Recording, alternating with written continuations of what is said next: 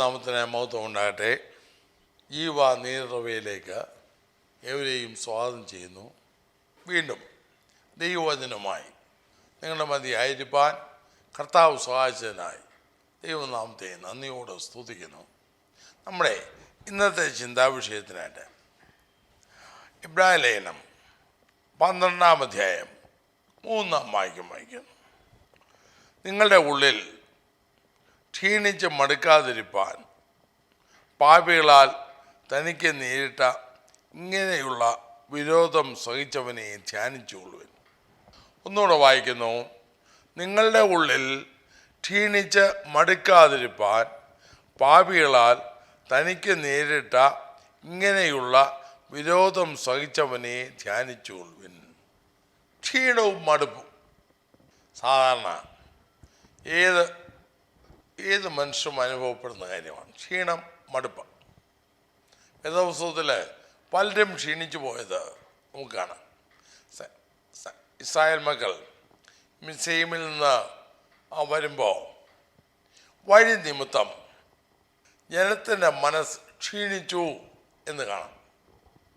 മാത്രമല്ല കർത്താവായ യേശു പോലും യോഹന്നാൻ സുവിശേഷം 4-ാം അധ്യായം 3-ാം വാക്യത്തിൽ യേശു വഴി നടന്ന് ക്ഷീണിച്ചിട്ട കിണറിൻ്റെ അരികിൽ ഇരുന്നതായിട്ട് എഴുതിയിട്ടുണ്ട്. അപ്പോൾ കർത്താവിന് പോലും അവൻ്റെ ജഡത്തിൽ ക്ഷീണമുണ്ടായി. ക്ഷീണം, തളർച്ച, അവശത. ക്ഷീണം കൂടുമ്പോഴാണല്ലോ മടുപ്പ് വരിക. അപ്പോൾ ക്ഷീണം ഉണ്ടാകുന്ന എന്തുകൊണ്ടാണ്? നമ്മുടെ പ്രാപ്തിക്കപ്പുറമായ ഒരു കാര്യം ചെയ്യുമ്പോൾ നാം തളർന്നു പോകും.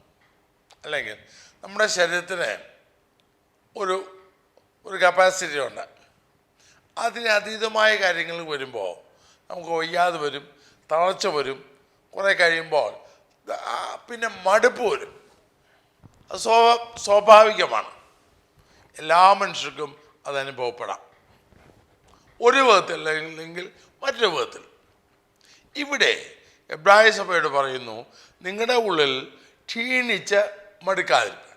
അപ്പം ക്ഷീണം വരും. അതുകൊണ്ട് അവിടെയും തീരുന്നില്ല, മടുപ്പും വരും. എനിക്ക് മടുത്തു, ഇനി വയ്യ എന്ന് പലരും പറയാറുണ്ടല്ലോ.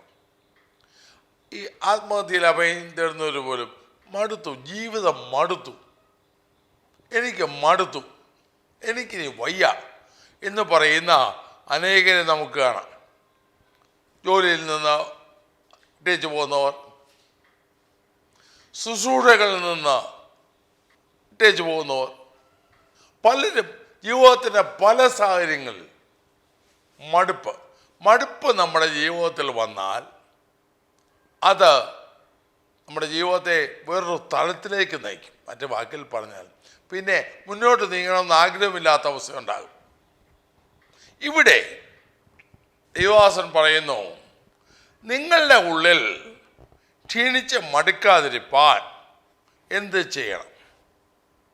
ആ അധ്യായത്തിൽ വിശ്വാസത്തെക്കുറിച്ച്, ഒരു ദൈവത്തിനെ കുറിച്ച് 3 ചിത്രം നമുക്ക് കാണാം. 3 ചിത്രം. അവരെക്കുറിച്ച് ചിന്തിക്കുമ്പോൾ ക്ഷീണം എങ്ങനെ ഉണ്ടാകുന്നു, മടുപ്പ് എങ്ങനെ ഉണ്ടാകുന്നു നമുക്ക് മനസ്സിലാകും. 12-ാം അധ്യായത്തിൻ്റെ 1-ാം വാക്യം നല്ല പരിചയമുള്ള. ആകയാൽ നാമും സാക്ഷികളുടെ ഇത്ര വലിയൊരു സമൂഹം നമുക്ക് ചുറ്റും നിൽക്കുന്നത് കൊണ്ട് സകല ഭാരവും മുറുകെ പറ്റുന്ന പാവവും വിട്ട് നമ്മുടെ മുൻപിൽ വച്ചിരിക്കുന്ന ഓട്ടം സ്ഥിരതയോടെ ഓടുക. ഒരു ഓട്ടക്കളത്തെക്കുറിച്ച്, അല്ലെങ്കിൽ ഒരു അത്ലറ്റ്, ഒരു കായിക താരത്തിൻ്റെ ചിത്രം അവിടെ കാണാം.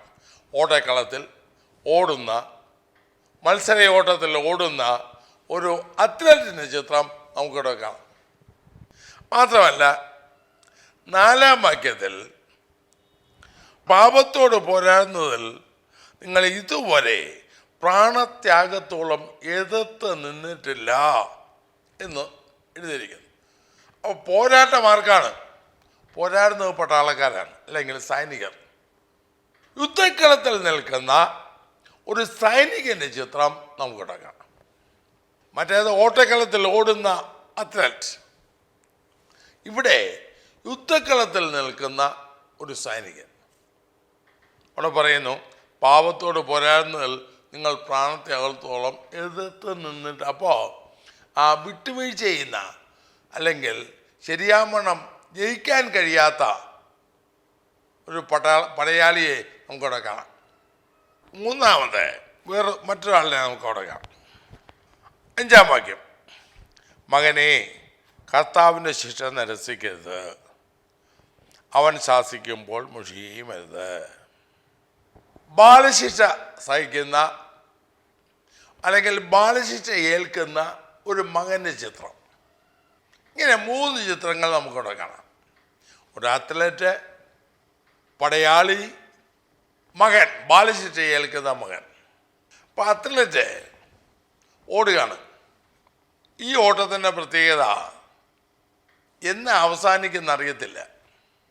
അവസാനിക്കുന്നവരെ ഓടണം. വളരെ ബുദ്ധിമുട്ടാണ്.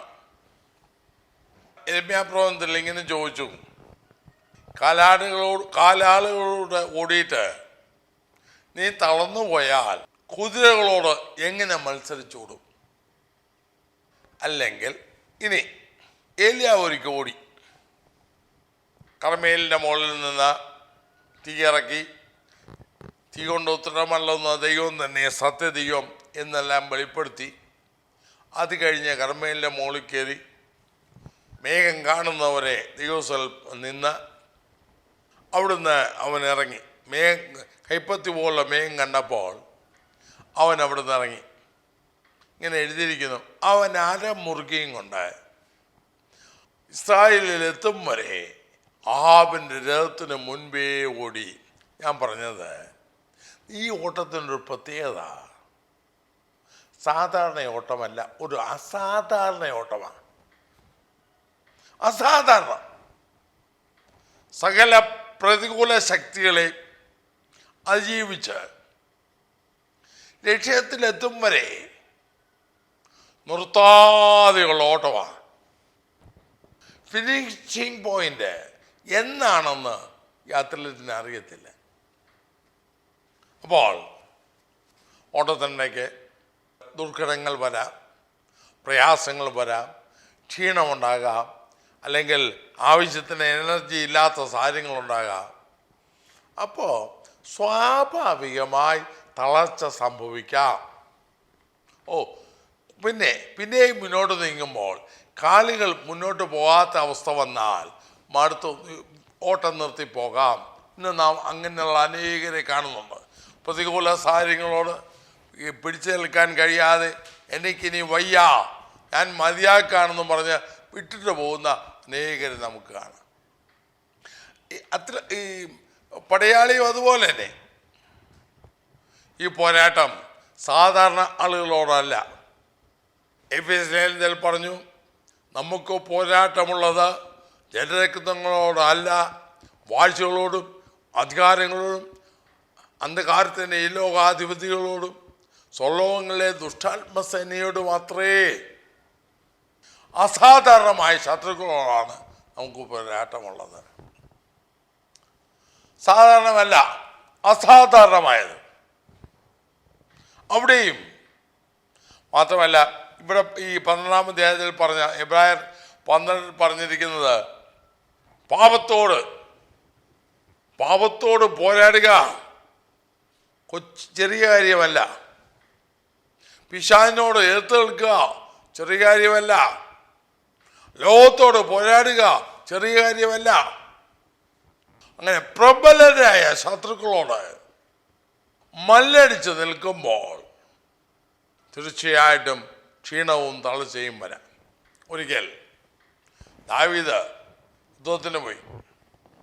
ഇസ്രായേലിൽ 10,000 പേർക്ക് തുല്യനായ ദാവീദ് യുദ്ധത്തിന് പോയി. ശമൂവേലിന്റെ പുസ്തകത്തിൽ എഴുതിയിരിക്കുന്നത് ദാവീദ്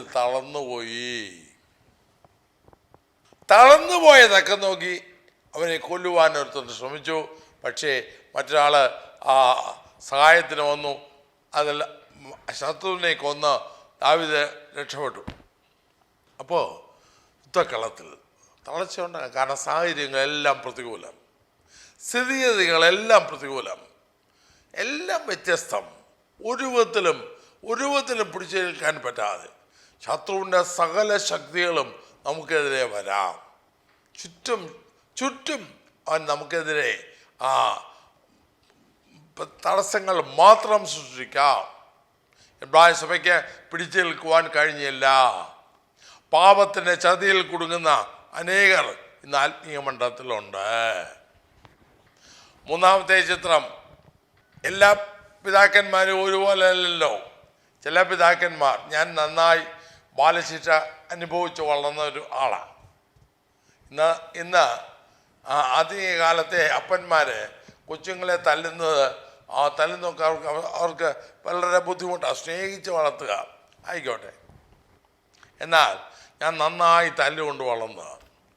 അപ്പൻ്റെ തല്ല് എന്താണെന്ന് എനിക്കറിയാം. അത് കൂടി കുറഞ്ഞിരിക്കും. മാത്രമല്ല അത് 10-ാം വാക്യത്തിൽ എഴുതിയിരിക്കുന്നു, അവർ ശിക്ഷിച്ചത് കുറേ കാലവും തങ്ങൾക്ക് ബോധിച്ച പ്രകാരവും അത്രേ. ഇനി 11-ാം വാക്യത്തിൽ ഏത് ശിക്ഷയും തൽക്കാലം സന്തോഷമല്ല, ദുഃഖമത്രേ എന്ന് തോന്നും. എൻ്റെ അപ്പനെ നല്ലൊരു ചൂടുവടി ഉണ്ടാക്കി വെച്ചിട്ടുണ്ടായിരുന്നു. ഞാൻ കുസൃതി കാണിക്കുമ്പോൾ എന്നെ തല്ലിക്കാൻ വേദന എടുക്കല്ലേ, നിലവിളിക്കാതിരിക്കുമോ, കിടന്ന് പോളയും പിന്നെ അടിക്കും. എന്നെ നശിപ്പിക്കാനല്ലായിരുന്നു. ഞാൻ ചെയ്ത തെറ്റിന് തക്ക ബാലശിക്ഷ. അതുകൊണ്ട് അതിനെന്തിനായ ഗുണമുണ്ടായി. ഞാൻ പറഞ്ഞത് അന്നേരത്തെ ഇതൊക്കെ തളച്ചു തോന്നും. എൻ്റെ വായി തോന്നുക അറിവികേട്ടിൻ്റെ സമയത്ത് വായി തോന്നിയതൊക്കെ നേരിൽ പറയത്തില്ല. നേരിൽ പറഞ്ഞാൽ വിവരം അറിയും. അതുകൊണ്ട് നേരിൽ പറയുകയില്ല, മാറി നിന്നുകൊണ്ട് വായി തോന്നിയൊക്കെ പറയും. അപ്പനെ കോൺക്രീ കാണിക്കും. ഇങ്ങനെയുള്ളതൊക്കെ എൻ്റെ അറിവികേടിൽ ഞാൻ ചെയ്തിട്ടുണ്ട്. പക്ഷേ ഒരു കാര്യം, എൻ്റെ അപ്പനെ പകച്ചിട്ടല്ല, എന്നെ സ്നേഹിച്ചിട്ടാണ് ഇതിൽ. അപ്പോൾ അന്നേരത്ത് വേദനയുണ്ട്, അന്നേരത്ത് നിലവിളിക്കും, വിഷമമൊക്കെ ഉണ്ട്. പലരും എൻ്റെ ഭവനത്തിൽ തന്നെ നടന്ന കാര്യം പറയാം. എൻ്റെ ജ്യേഷ്ഠൻ അവനെ ഇച്ചിരി ഭയങ്കരമായിട്ട് അപ്പനെ ശിക്ഷിക്കുമായിരുന്നു. അപ്പോൾ സംഭവിച്ചത്, അത് സഹിക്കാൻ വയ്ക്കാതെ വീട് വിട്ടിറങ്ങിപ്പോയി. പിന്നെ അദ്ദേഹത്തെ കാണുന്നത് അനേക വർഷങ്ങൾക്ക് ശേഷമാണ്. ഇങ്ങനെയൊക്കെ സംഭവിക്കാം. അപ്പോൾ ഏത് ബാലശിക്ഷയും സന്തോഷകരമല്ല, ദുഃഖകരമാണ്. ഓട്ടത്തിൽ ഉണ്ടാകുന്ന പ്രതിബന്ധങ്ങൾ ഒരുപക്ഷെ ഇന്നത്തെ ഭാഷയിൽ പറഞ്ഞാൽ മസിൽ പിടുത്തമോ കോച്ചിപ്പിടുത്തമോ കാലിന് മുട്ടുവേദനയോ തളർച്ച പോലെ ജീവിതത്തിൽ പലവിധ പ്രതിസന്ധികൾ ഉരുണ്ടുകൂടി ഒരു വിധത്തിലും മുന്നോട്ട് നീങ്ങാൻ പറ്റാത്ത സാഹചര്യം ഉണ്ടായേക്കാം. അതുപോലെ യുദ്ധക്കളത്തിൽ നാം ഇപ്പോൾ ആധുനിക കാലത്തെ പല യുദ്ധങ്ങളും നമ്മൾ നടന്നുകൊണ്ടിരിക്കുകയാണല്ലോ. നാം അതേക്കുറിച്ചൊക്കെ ബോധവാന്മാരാണല്ലോ. യുദ്ധക്കളത്തിൽ എന്തെല്ലാം സംഭവിക്കുന്നു. അപ്പോൾ ശരി സമയത്തിന് ഭക്ഷണം കഴിക്കാതെ, വിശ്രമം കിട്ടാതെ, അതല്ലെങ്കിൽ മറ്റ് പല രീതിയിലും യുദ്ധക്കളത്തിൽ ബുദ്ധിപ്രശ്നങ്ങളേ ഉള്ളൂ. അപ്പോൾ അവിടെയും പിടിച്ചിരിക്കാൻ പറ്റാതെ വരാം, തളർന്നു പോകാം, തളർച്ചയും. ഇങ്ങനെ പലവിധമായ പ്രതികൂല സാഹചര്യങ്ങളുടെ മധ്യേ ആയിരിക്കുന്നവരോടാണ് ദൈവവചനം പറയുന്നത്, നിങ്ങളുടെ ഉള്ളിൽ ഒരു കാര്യത്തിന് സാധ്യതയുണ്ട്, ക്ഷീണിക്കാം. നിങ്ങളുടെ ഉള്ളിൽ വഴി നിർത്താൻ ക്ഷീണിക്കാം, പോരാട്ടം നിർത്താൻ ക്ഷീണിക്കാം, വീട്ടിലെ സാഹചര്യങ്ങൾ നിർത്താൻ ക്ഷീണിക്കാം. സന്തോഷകരമല്ല, ദുഃഖകരമായ സാഹചര്യങ്ങളുണ്ട്. പക്ഷേ മടുത്തു പോകരുത്. അതിനൊരു മരുന്നുണ്ട്. എന്താ അതിൻ്റെ മരുന്ന്? അതാണ് പൗലോസ് പറയുന്നേ, നിങ്ങളുടെ ഉള്ളിൽ ഇത് സംഭവിക്കുമെന്ന് അറിഞ്ഞുകൊണ്ടാണ് നമ്മുടെ എല്ലാ ജീവിതം നന്നായി അറിയുന്ന കർത്താവ് തൻ്റെ ദാസന് കൂടെ എഴുതി വെച്ചു, ക്ഷീണിച്ച് മടുക്കാതിരിപ്പാൻ. നഷ്ടങ്ങളുണ്ടാകുമ്പോൾ, കഷ്ടങ്ങളുണ്ടാകുമ്പോൾ, മിത്രങ്ങൾ ശത്രുക്കളാകുമ്പോൾ, പ്രതീക്ഷകളെല്ലാം അസ്തമിക്കുമ്പോൾ, ആശ നിരാശയാകുമ്പോൾ, എല്ലാ രീതിയിലും ഇരുണ്ട സാഹചര്യങ്ങൾ മാത്രം നമ്മുടെ മുൻപിൽ വരുമ്പോൾ, എല്ലാവരും കൈവിടുമ്പോൾ, തീമോഥെയോസിന്റെ 2-ാം ലേഖനത്തിൽ അവസാന ഭാഗത്ത് പൗലോസ് പറഞ്ഞ എൻ്റെ 1-ാം പ്രതിഭാഗത്തിൽ ആരും എനിക്ക് തോന്നുന്നില്ല, എല്ലാവരും എന്നെ കൈവിട്ടു. അങ്ങനെയുള്ള സാഹചര്യങ്ങൾ ഉണ്ടാകുമ്പോൾ ജീവിതം പാടെ വെറുക്കത്തക്ക സാഹചര്യം ഉണ്ടാകുമ്പോൾ ദൈവം അതിന് ഒരു മരുന്ന് നമ്മോട് പറയുന്നു, മടുത്തു പോകരുത്. അങ്ങനെ മടുക്കാതിരിക്കാൻ എന്ത് ചെയ്യണം? പാപികളാൽ തനിക്ക് നേരിട്ട ഇങ്ങനെയുള്ള വിരോധം സഹിച്ചവനെ ധ്യാനിച്ചോൾവൻ, അവനെ ധ്യാനിപ്പിൻ. വേറൊരു മരുന്ന് കൊണ്ട് സാധിക്കത്തില്ല. പാപികളാൽ തനിക്ക് നേരിട്ട, അവൻ എന്താ നേരിട്ട? ആരാണ്? സാക്ഷാൽ പരിശുദ്ധൻ, സാക്ഷാൽ ദൈവപുത്രൻ, സാക്ഷാൽ നിർദോഷൻ, നിർമ്മലൻ, ഒരു കുറ്റവും പാപം അറിയാത്തവൻ, ഒരു തെറ്റും ചെയ്യാത്തവൻ. അവനെ പാപികളായ മനുഷ്യർ എത്ര നീചമായി, നിന്ദ്യമായി, ക്രൂരമായി, നികൃഷ്ടമായി ഉപദ്രവിച്ചു, പീഡിപ്പിച്ചു. അവനെ മുതുക ഉഴവുചാല് പോലെ തല്ലിക്കേറിയില്ലേ? അന്നേരത്തും താനൊന്നും മിണ്ടിയില്ലല്ലോ. അവന് തലയിൽ മുൾമുടി വെച്ച് ആഞ്ഞടിച്ചപ്പോഴും അവനൊന്നും മിണ്ടിയില്ലല്ലോ. അവരോട് ആരോടും മിണ്ടി, അത് സഹിച്ചല്ലോ. മാത്രമല്ല, ചാട്ടവാറ് കൊണ്ടടിച്ചപ്പോൾ മിണ്ടിയില്ലല്ലോ. അവൻ്റെ മുഖത്തെ രോമം പിച്ചു പറിച്ചപ്പോൾ മിണ്ടിയില്ലല്ലോ. എല്ലാം സഹിച്ചു, എല്ലാം സഹിച്ചു. അവസാനം ക്രൂശിച്ചപ്പോഴും അവൻ മിണ്ടിയില്ലല്ലോ. അവിടെ നിന്നുകൊണ്ട് തന്നെ ഉപദ്രവിക്കുന്ന ആളുകളുടെ മധ്യയിൽ നിന്നിട്ട് വേറെ ഒന്നും ചെയ്യണ്ട, എൻ്റെ കർത്താവ് നൂർന്ന് നിന്നൊന്ന് കണ്ണ് തുറന്ന് ശരിക്ക് ഒന്ന് നോക്കിയിരുന്നെങ്കിൽ അവരെല്ലാം നിലവിളിച്ചുകൊണ്ട് ഓടിയനെ. കാരണം അപ്പോഴും അവൻ ദൈവപുത്രനാണ്. അവൻ മനുഷ്യനായെങ്കിലും പൂർണ്ണ ദൈവവും പൂർണ്ണ മനുഷ്യനുമായിരുന്നു.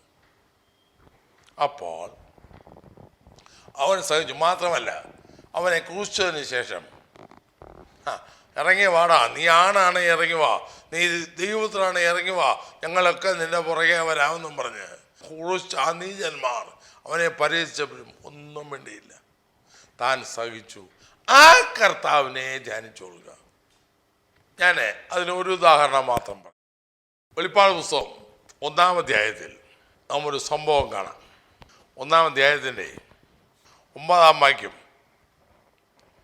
നിങ്ങളുടെ സഹോദരനും യേശുവിൻ്റെ കഷ്ടതയിലും രാജ്യത്തിലും സഹിഷ്ണുതയിലും കൂട്ടാളിയുമായ യോഹന്നാൻ എന്ന ഞാൻ ദൈവവചനവും യേശുവിൻ്റെ സാക്ഷ്യവും നിമിത്തം പത്മോസ് എന്ന ദ്വീപിൽ ആയിരുന്നു.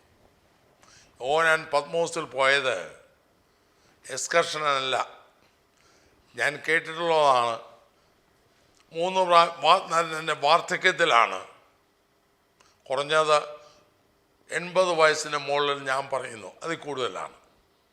പ്രായമുള്ളപ്പോൾ 3 പ്രാവശ്യം തിളച്ച എണ്ണയിൽ യോഹന്നാനെ മുക്കിയെന്നും അതിൽ യോഹന്നാൻ മരിച്ചില്ല എന്നും ഞാൻ കേട്ടിട്ടുണ്ട്, വായിച്ചിട്ടുമുണ്ട്. പിന്നെ ഒരു വിധത്തിൽ നിവൃത്തിയില്ലാതെ വന്നപ്പോൾ അദ്ദേഹം പട്ടിണി കിടന്ന് ചാകാൻ ക്രൂരന്മാരായവരെ ഏകാന്ത തടവിന് വിധിക്കുന്ന അവിടെ കിടന്ന് ചാകുകയുള്ളൂ ഉള്ള പത്മോസ് ദ്വീപിലേക്ക് നാട് കടത്തി. ഞാൻ മറ്റുള്ളവരിൽ നിന്ന് ഞാൻ കേട്ടിട്ടുള്ള കാര്യമാണിത്. അപ്പോൾ അവിടെ കിടക്കുന്ന യോഹന്നാൻ സ്വാഭാവികമായി സഹായത്തിന് ആരുമില്ല, ജീവിത സഹായനത്തിൽ കൂട്ടിനാരുമില്ല, ആശ്വസിപ്പിക്കാൻ ആരുമില്ല. എൻ്റെ ഭാഷയിൽ ചിലപ്പോൾ മറ്റുള്ളവർ മറിച്ച് പറഞ്ഞേക്കാം, മരണം മാത്രം മുന്നിൽ കണ്ട് അവിടെ കഴിയുമ്പോൾ എത്ര നാൾ കഴിഞ്ഞെന്ന് എനിക്കറിയത്തില്ല. പക്ഷേ ഒരു കാര്യം അറിയാം, തൻ്റെ അനുഭവം ഒറ്റ വാക്യത്തെ താൻ ചുരുക്കി. ഇന്നത്തെ നമ്മളൊക്കെ ആയിരുന്നെങ്കിൽ എത്ര നീട്ടി പരത്തി എഴുതി പൊടിപ്പും തൊങ്ങലും വെച്ച്, എന്തെങ്കിലും അല്പസ്വല്പമൊക്കെ സഹിക്കുന്നത് പൊടിപ്പും തൊങ്ങലും വെച്ച് വലിയ വലിയ വോളിയൂംസ് എഴുതി നമ്മെ അങ്ങ് പെരുപ്പിച്ച് ഏതോ കർത്താവിനേക്കാൾ അല്ലെങ്കിൽ പൗലോസിനേക്കാൾ കഷ്ടപ്പെട്ടെന്നൊക്കെ കാണിച്ച് കാശടിക്കാൻ മാർഗമായെന്നെ. പക്ഷേ യോഹന്നാൻ താൻ അനുഭവിച്ചത് ഒറ്റ വാക്കിലൊതുക്കി. പത്മോസ് എന്ന ദ്വീപിലായിരുന്നു. കർത്ത ദിവസത്തിൽ തുടർന്ന് സംഭവിക്കുന്ന നാം കാണാം. യോഹന്നാൻ, ഞാൻ ബലമായ ഞാൻ ആത്മപുരുഷനായി. ആത്മപുരുഷനാകണമെങ്കിൽ ആത്മാവിൽ ജീവിക്കണമല്ലോ. പിറുപിറുക്കുന്ന വ്യക്തിക്ക് ആത്മപുരുഷനാകാൻ സാധ്യമല്ല. പത്മോസിനെ അവൻ സ്വീകരിച്ചെന്ന് കണക്കാക്കാം. അല്ലെങ്കിൽ അവൻ അവിടെയും പിറുപിറുപ്പ് കൂടാതെ പോയി. എൻ്റെ കർത്താവിനെ നടത്തുന്നു. ഇവിടെ പറയുന്നു 21-ാം സംഗീതത്തിൽ പറയുന്ന പോലെ, കൂരിൽ താഴ്വരയിൽക്കൂടെ നടന്നാലും ഞാൻ അർത്ഥം ഭയപ്പെടുകയില്ല, കാരണമുണ്ട്, നീ എന്നോട് കൂടെ ഇരിക്കുന്നുവല്ലോ. യോഹന്നാൻ ഉറപ്പുണ്ട്. യോഹന്നാൻ്റെ കർത്താവ് യോഹന്നാനെ കൈവിട്ടില്ല. യോഹന്നാൻ പത്മോസ് പോയപ്പോഴും കർത്താവിൻ്റെ കൂടുണ്ട്. അവ ധൈര്യമായി എണ്ണ പാത്രത്തിൽ തന്നോട് കൂടെ ഇരുന്ന കർത്താവ് പത്മോസിലും കൂടുണ്ടെന്നുള്ള ധൈര്യം അവൻ്റെ ഹൃദയത്തെ ഉണ്ടായിരുന്നല്ലോ. പിന്നെ കാണുന്നത് എന്താണ്? കർത്ത ദിവസത്തിൽ ഞാൻ ആത്മവിശ്വനായി. ഒരു ശബ്ദം കേട്ടു, കാഹളനാദത്തിനൊത്ത ശബ്ദം കേട്ട് തിരിച്ചു നോക്കിയപ്പോൾ യോഹന്നാൻ കണ്ടത് എന്താണ്? യേശുവിൻ്റെ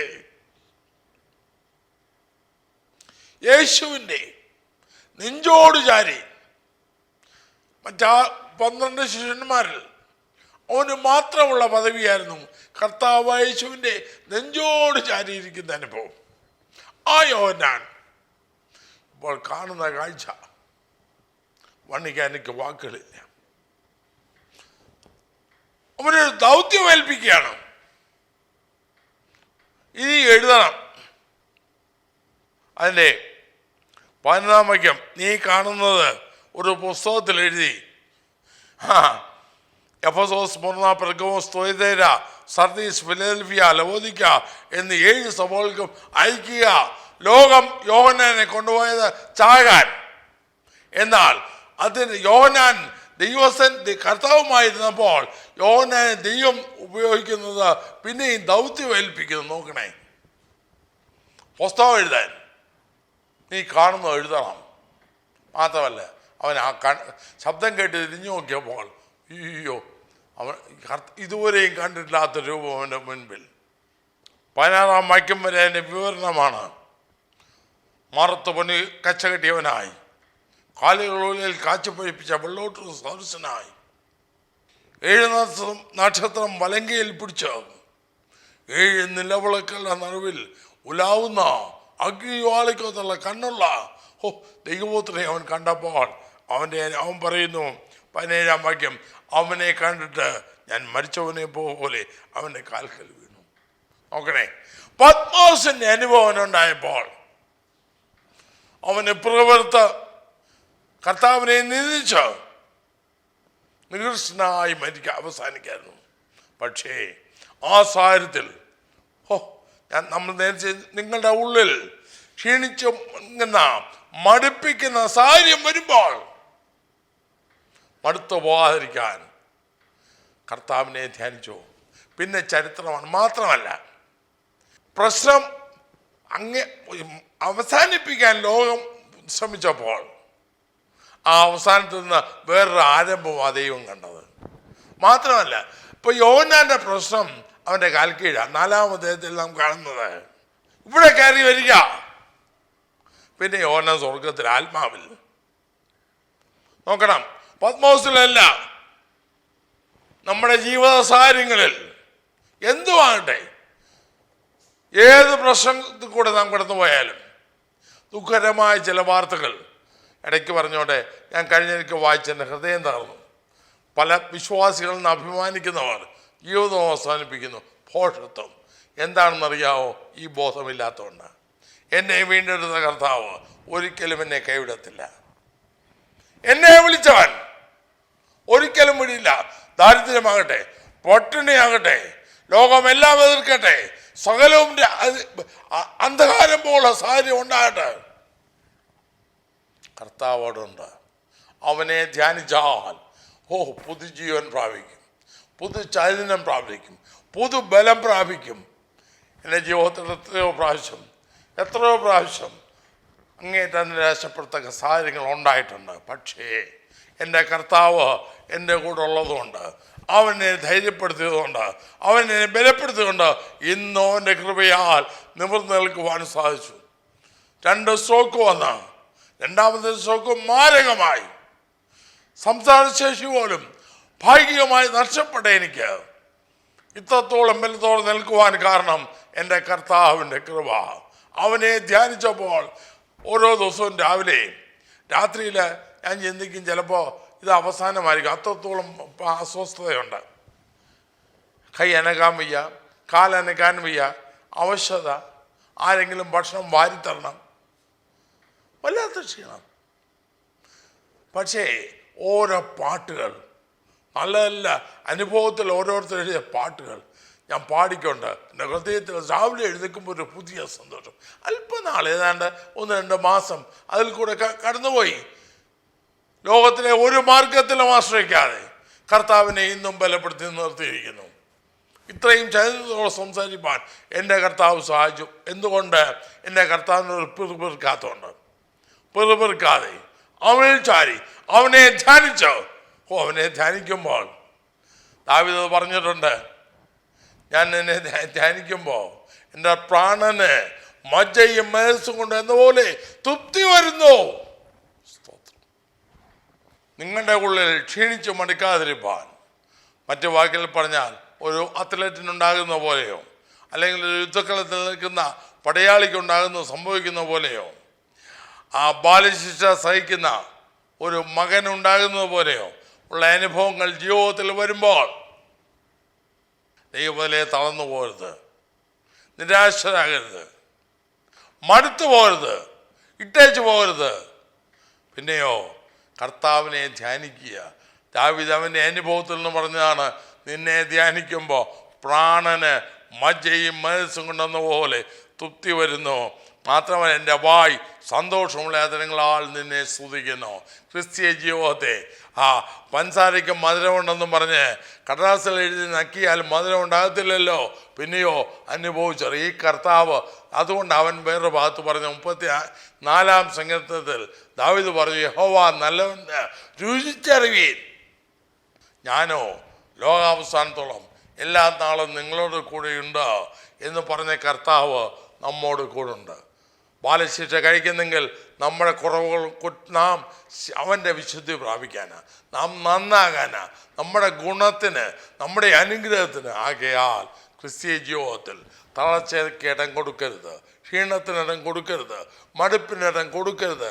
മടുത്തുപോയാൽ പിശാച് വന്ന് നിരന്തരം നമ്മോട് പറയും, നിർത്ത് മതി എന്ന് പറയും. ഒരിക്കലും എന്ത് വന്നാലും ഒരു എനിക്ക് തോന്നുന്നു സാറാൾ നൗറുജിയാണെന്ന് തോന്നുന്നു, അവരെഴുതിയൊരു പാട്ട് എനിക്ക് ഓർമ്മ വരുന്നു. തമിഴിൽ അതിൻ്റെ അർത്ഥം ഇതാണ്, എന്ന തുன்பം തൊല്ലൈകൾ വന്നും യേശുവൻ പാതയെ നീ വിട്ടോളാതെ. എന്ത് കഷ്ടവും എന്ത് പ്രയാസവും ഉണ്ടായാലും യേശു ക്രിസ്തുവിൻ്റെ പാത നീ വിട്ടോടരുത്. നീതി നിറഞ്ഞ തൻ്റെ കരങ്ങൾ കൊണ്ട് ആ കരങ്ങൾ നീട്ടി അവൻ നിന്നെ വഹിക്കും. ദൈവത്തിന് സ്തോത്രം. 53 വർഷത്തെ അനുഭവത്തിൽ നിന്ന് ഇന്നും വിശ്വാസ ജീവിതം തുടരുന്ന അനുഭവത്തിൽ നിന്ന് എനിക്ക് ധൈര്യമായി പറയുവാനുണ്ട്, ക്ഷീണിച്ചും മടുക്കരുത്. ക്ഷീണവും മടുപ്പും ഉണ്ടാകും. തളർത്തുന്ന സാഹചര്യങ്ങൾ മാത്രമായിരിക്കും, ഭയപ്പെടുത്തുന്ന സാഹചര്യങ്ങൾ മാത്രമായിരിക്കും. പക്ഷേ എൻ്റെ കർത്താവ് വിശ്വസ്തൻ. നിങ്ങളെ വിളിക്കുന്നതിന് വിശ്വസ്തനാണെന്ന് പറഞ്ഞ പോലെ അവനെ ധ്യാനിച്ച് പ്രാണന് തൃപ്തി പ്രാപിച്ച് സന്തോഷമാണ് നമ്മുടെ യാത്രകൾ സന്തോഷിച്ച് അവൻ്റെ ചിറയുന്നില്ലിൽ നാം ആനന്ദിച്ച് വീണ്ടും തുടരുവാൻ, വീണ്ടും ചെയ്തെടുപ്പാൻ പത്മോസിൽ യോഹന്നാൻ അവസാനിക്കാത്തതുപോലെ കർത്താവ് നമ്മെ സഹായിക്കും. പത്മോസിൽ യോഹന്നാൻ അവസാനിച്ചില്ലല്ലോ. സ്വർഗീയ ദർശനം കണ്ടു, ദിവ്യ ദർശനങ്ങൾ, ആത്മീയ മർമ്മങ്ങൾ, അതുവരെയും യോഹന്നാൻ അനുഭവിക്കാതിരുന്ന ശ്രേഷ്ഠമേറിയ അനുഭവങ്ങൾ. അവൻ്റെ പ്രശ്നങ്ങളെല്ലാം ഇപ്പോഴവൻ്റെ കാൽ കീഴാണ്. ഇപ്പോൾ യോഹന്നാൻ്റെ കാൽ കീഴാണ്. അപ്പോൾ പത്മോസിനെ കുറിച്ച് പിന്നെ ഒരിടത്തും പറയുന്നില്ല. പിന്നെയോ വെളിപ്പാട് പുസ്തകത്തിൻ്റെ അവസാന അധ്യായത്തിലും പളങ്കിനൊത്ത കണ്ണാടിക്കടലും എന്തിനു പറയുന്നു, തേജസ്സാർന്ന കാര്യങ്ങളെക്കുറിച്ച് വിവരിച്ച് അവസാനം പറഞ്ഞ് വേഗം വരുന്ന കർത്താവിനെ കുറിച്ച് പറഞ്ഞേച്ച് ദാഹിക്കുന്ന എല്ലാം ജീവജലം കുടിക്കുന്നതിനെ കുറിച്ച് പറഞ്ഞിട്ട് അവൻ പുസ്തകം അവസാനിപ്പിക്കുന്നത് വീണ്ടും ഞാൻ കേട്ടിട്ടുള്ളത് പത്മോസിലായിരുന്നെങ്കിലും ഈ ദിവദർശനം പ്രാപിച്ച് അവൻ വീണ്ടും മടങ്ങി വന്ന് എഫെസോസിൽ വെച്ചാണ് മരിച്ചതെന്ന് ഞാൻ കേട്ടിട്ടുണ്ട്. കൃത്യമായി പറയുവാൻ ഞാൻ അവിടെ ഇല്ലായിരുന്നല്ലോ. ആകയാൽ ദൈവജനമേ, നമ്മുടെ പ്രശ്നങ്ങളെല്ലാം നമ്മുടെ കാൽ കീഴാകട്ടെ. ഒരിക്കലും തളർന്നു പോകാതെ, മടുപ്പിന് ഇടം കൊടുക്കാതെ വിശ്വാസയാത്ര തുടരാൻ പൗലോസ് പറഞ്ഞ പോലെ നല്ല ഓർ പൊരുതി ഓട്ടം തികച്ച് വിശ്വാസം കാത്ത് വിശ്വാസം നായനോട് ചേരുവാൻ നമുക്ക് ഒരുങ്ങാം. ഒരിക്കലും ക്ഷീണത്തിന് ഇടം കൊടുക്കരുത്, മടുപ്പിന് ഇടം കൊടുക്കരുത്. കർത്താവ് മാത്രമല്ല, ഓടി ജയിക്കുന്നതിന് സമ്മാനമുണ്ട്. യുദ്ധത്തിൽ ജയാളിയായി വരുന്നവന് അവനും സമ്മാനമുണ്ട്. ബാലശിക്ഷ സഹിച്ച സന്തോഷത്തോടെ അപ്പന് അടങ്ങി നിൽക്കുന്ന വ്യക്തിക്ക് അപ്പൻ്റെ സമ്പത്തിന് അപ്പൻ്റെ സ്നേഹത്തിന് അവൻ പാത്രമാകുമല്ലോ. അതുപോലെ കർത്താവിൻ്റെ സ്നേഹത്തിന് പാത്രമായി ദൈവത്താൽ ഉപയോഗിക്കപ്പെട്ട് ദൈവിക ദൗത്യങ്ങൾ സ്വീകരിച്ച് പുതുജീവൻ പ്രാപിച്ച് ജയകരമായ ക്രിസ്തു നയിക്കാം. ദൈവമായ കർത്താവ് നമ്മെ സഹായിക്കട്ടെ. നമുക്ക് പ്രാർത്ഥിക്കാം. കർത്താവേ, സ്നേഹവനായ സ്വർഗീയ പിതാവേ, നല്ല സമയത്തിനായി ഞങ്ങളെങ്ങനെ ശ്രദ്ധിക്കുന്നു. ക്ഷീണവും മടുപ്പും പലപ്പോഴും ജീവിതത്തിൽ വരാറുള്ള അനുഭവമാണല്ലോ. ഞങ്ങളെ എല്ലാ വിധേയനെയും തളർത്തി ഞങ്ങളെ മടുപ്പിച്ച് ക്രിസ്തീയ ജീവിതത്തിൽ പിന്തിരിപ്പിക്കുവാൻ ശത്രുവായവൻ സർവ്വതാ ശ്രമിക്കും എന്നുള്ളത് യാഥാർത്ഥ്യമാണല്ലോ. എങ്കിലും ക്ഷീണിച്ചു മടുക്കാതെ പുതുജീവൻ ഞങ്ങൾക്ക് പകർന്ന് ഞങ്ങളെ ബലപ്പെടുത്തി കഴുകന്മാരെ പോലെ ചിറകടിച്ച് കയറുന്ന അനുഭവത്തിൽ ഞങ്ങളെ ആക്കി തീർക്കുവാൻ ഞങ്ങളുടെ കർത്താവ് ജീവിക്കാനും സ്തോത്രം. അങ്ങ് ധ്യാനിച്ച് അങ്ങേ ഹൃദയത്തിൽ ധ്യാനിച്ച് അങ്ങിൽ ബലപ്പെട്ട് അങ്ങിൽ സന്തോഷിച്ച് അങ്ങയുടെ ചൈതന്യം പ്രാപിച്ച് ഞങ്ങളുടെ യാത്ര തുടരുവാൻ സഹായിക്കണമേ. ക്ഷീണിച്ച് മടുത്ത് അവശരായിരിക്കുന്ന സഹോദരങ്ങൾ ആരെങ്കിലും എന്നെ ശ്രവിക്കുന്നുവെങ്കിൽ ദൈവാത്മാവരോട് സംസാരിക്കണം, അവരെ ഉണർത്തണം. അങ്ങയുടെ മടങ്ങി വന്ന് കർത്താവിന് പ്രയോജനപ്പെടുവാൻ സഹായിക്കണം. അവിടുത്തെ കരങ്ങളിൽ ഏൽപ്പിക്കുന്നു. യേശു ക്രിസ്തുവിന്റെ നാമത്തിൽ പിതാവേ, ആമേൻ.